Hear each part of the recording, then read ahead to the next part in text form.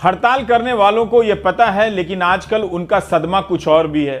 गोदी मीडिया और मीडिया में कवर ना होने का सदमा। गोदी मीडिया और मीडिया में कवर ना होने का सदमा। छिटपुट तरीके से तो कवर हो जाता है, लेकिन जितना वो अपनी हड़ताल को बड़ा समझते हैं उस अनुपात में तो नहीं होता है।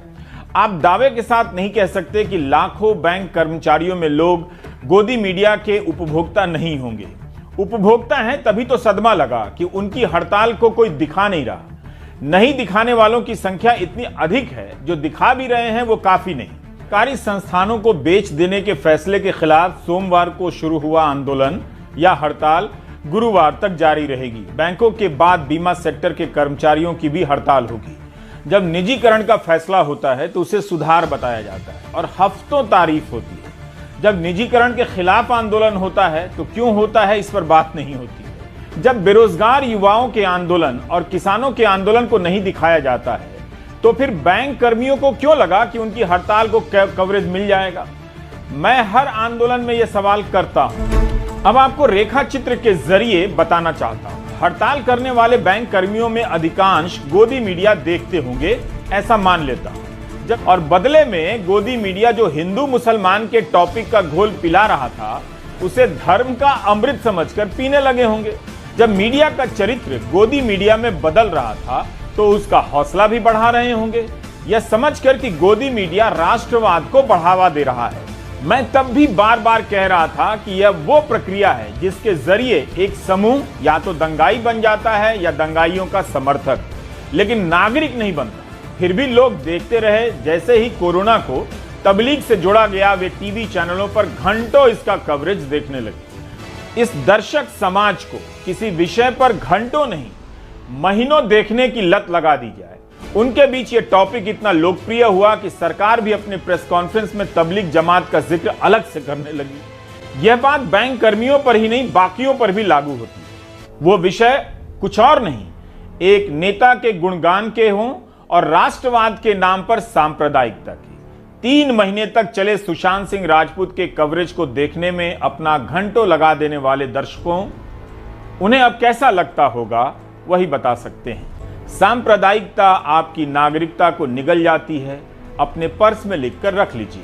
जाहिर है, जिस माध्यम को आप अपना समझते थे, अपनी विचारधारा का साथी समझने लगे थे, उस माध्यम के लिए आप अजनबी हो जाते हैं जैसे ही आंदोलन पर जाते हैं।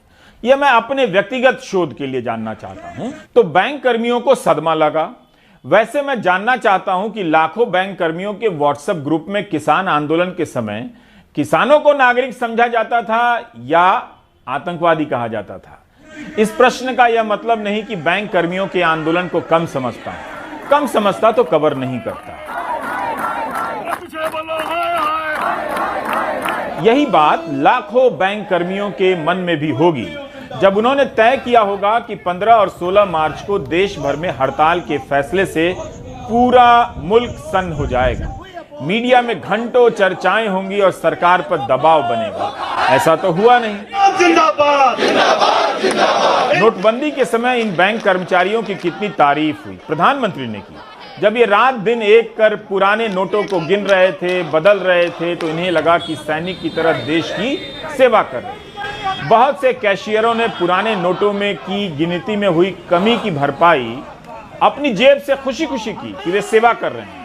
इससे पहले कम समय में जनधन खाता खोलने के लिए प्रधानमंत्री ने सभी बैंक कर्मियों को ईमेल किया था और तारीफ की थी। आज उन्हीं बैंकरों का भविष्य दोराहे पर है। तब ना तो प्रधानमंत्री का ईमेल आ रहा है और ना गोदी मीडिया कवर कर रहा है। कवर करेगा भी तो औपचारिकता निभा देगा। सुरक्षित नौकरी का सुख जा रहा है, लेकिन ऐसा नहीं है कि बैंकर नौकरी की सुरक्षा में काम नहीं करते हैं। जगह जगह से प्राइवेट नौकरी छोड़कर आए सरकारी बैंकों में नौकरी करने वाले असुरक्षित हैं। एक निजीकरण कहां मुद्दा बन पाता है। एक एक कर सरकारी कंपनियां बिकने वाली हैं। विशाखापट्टनम में 40 दिनों से इस्पात निगम के निजीकरण के खिलाफ आंदोलन चल रहा है। क्या उसमें कोई बैंकर गया था? क्या सबकी अपनी अपनी लड़ाई है? बैंकरों को सदमा तो तभी लगा था जब अपनी सैलरी बढ़ाने को लेकर उन्हें 3 साल तक आंदोलन करने पड़े। अब बैंकों के बेचने की हकीकत का सामना हो रहा है। देश भर के बैंकों के बाहर से आई ये तस्वीरें निजीकरण को मुद्दा बनाने का असफल प्रयास कर रही हैं। जो PSU बैंक है ये गरीबों का बैंक है। हम लोग गांव-गांव में हमारी शाखाएं हैं, हम लोग गरीबों का मदद करते हैं, गरीबों को लोन देते हैं, विद्यार्थियों को लोन देते हैं, छोटे कुटीर उद्योग वाले को देते हैं, ठेला रिक्शा चलाने वाले को लोन देते हैं। और ये सरकार इसको निजी हाथों में बेचना चाहती है और निजी हाथों में बेच करके ये इस देश के पैसे को कुछ चंद हाथों में देना चाहती है। इसको ये सरकार रोकना चाहती है। जो गरीब जनता आज राष्ट्रीयकृत बैंकों के माध्यम से तमाम तरह के लाभ उठा रही है, प्राइवेट बैंक में उसकी घुसने की हिम्मत भी नहीं हो सकती। हम आप ही हैं, वहाँ के जाके प्रबंधक को कभी हम देख नहीं सकते हैं, मिलना तो दूर है। राष्ट्रीयकृत बैंकों में हर आदमी को सुलभ पहुंच है बैंक के मैनेजमेंट तक। Our slogan is people's money should be utilized for the people's use. It should not be for the private loot. सिर्फ बैंकों के अलावा सरकार ने कई कंपनियों को बेचने की सूची बनाई है और बकायदा संसद में अपनी नीति का ऐलान किया है। फिर भी हड़ताल से पहले मीडिया में यह खबर आती है कि नीति आयोग ने 6 बैंकों के निजीकरण को टाल दिया है। इसका संबंध हड़ताल के असर को कम करने की रणनीति से है। निर्मला सीतारमण वित्त मंत्री बार बार कह रही हैं कि बड़े बैंकों की तो जरूरत है, सभी बैंकों का निजीकरण नहीं होगा। Even in financial sector, we will still have the presence of public sector enterprise. सरकारें पहले भी बैंकों के निजीकरण की बातें करती थीं, मगर उसके आगे फैसला नहीं ले पाती थी। अचानक ऐसा क्या हो गया कि सरकार निजीकरण को लेकर इतनी मुखर हो गई है? हम जरूर बैंकों को मजबूत कर रहे हैं, लेकिन अपनी हिस्सेदारी बेचने की कोई योजना नहीं है। जेटली के इस बयान के 4 साल बाद स्थिति बदल गई। क्या अब जनमत और राजनीतिक वर्ग की सोच निजीकरण को लेकर एक हो गई है? मंत्री निर्मला सीतारमण का बयान छपा है कि सरकार एक युक्ति संगत नीति बना रही है, जिसके तहत रणनीतिक क्षेत्रों को परिभाषित किया जाएगा और उसमें 4 से अधिक सार्वजनिक क्षेत्र की कंपनियां नहीं होंगी और यह भी कि 4 बैंक ही सरकारी रहेंगे। लेकिन इस साल के बजट में सरकार ने निजीकरण को लेकर अपना इरादा कुछ और तरीके से साफ कर दिया। Other than IDBI Bank, we propose to take up the 2 public sector banks and 1 general insurance company in the year 21-22. This would require legislative amendments.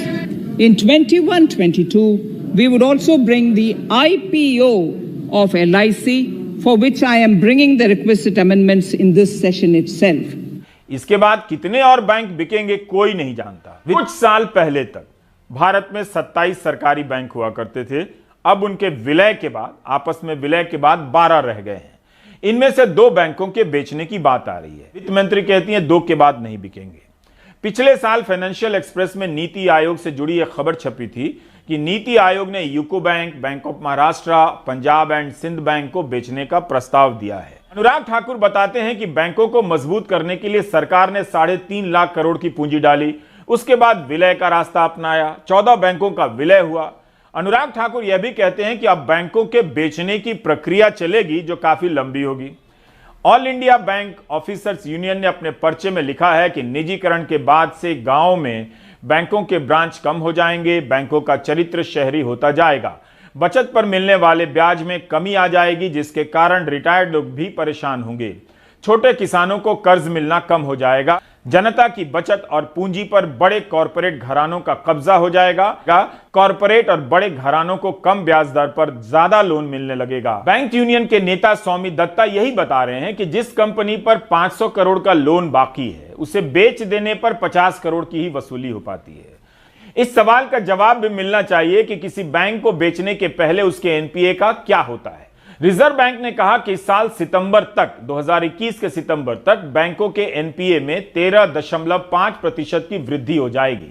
मुद्रा लोन की क्या स्थिति है, इसके बारे में बैंक के भीतर के लोगों को सही पता है, बाहर नहीं बताते हैं।